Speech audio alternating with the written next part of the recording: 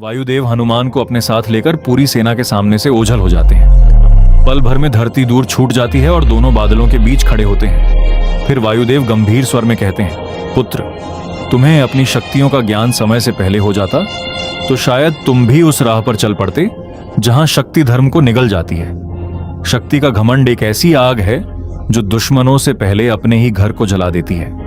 इसीलिए तुम्हारी शक्तियां तुमसे छीन ली गई थी ताकि तुम सही समय पर सही उद्देश्य के लिए उनका उपयोग कर सको। और अब समय आ गया है तुम्हें तुम्हारे जन्म की सच्चाई जानने का। हनुमान बोले, मेरे जन्म की सच्चाई क्या है? उसकी कहानी। अयोध्या एक समृद्ध भव्य राज्य जहां के राजा थे दशरथ। उनके पास सब कुछ था, असीम धन, प्रजा का अपार प्रेम, लेकिन उनके हृदय में एक खालीपन था और उस खालीपन की वजह थी वंश का अभाव।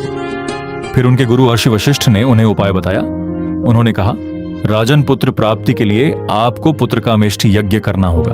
जैसे ही यज्ञ संपूर्ण होता है वैसे ही अग्नि की ज्वालाओं से स्वयं अग्निदेव प्रकट हुए। उनके हाथ में एक दिव्य कटोरी थी जिसमें भरी होती है अमृत समान खीर। दशरथ की तीनों पत्नियां श्रद्धा से खीर ग्रहण करती हैं। ठीक उसी वक्त आसमान से एक चिड़िया आती है और खीर का एक हिस्सा लेकर उड़ जाती है। इससे पहले कि वो दिव्य खीर धरती पर गिरती, वायुदेव ने अपनी गति से उसकी दिशा बदल दी और उसे सीधा अंजना के हाथों में पहुंचा दिया, जिसकी वजह से अंजना के गर्भ से जन्म हुआ पवन पुत्र हनुमान का। यह सच जानकर पवन पुत्र हनुमान कुछ पल के लिए हैरान थे।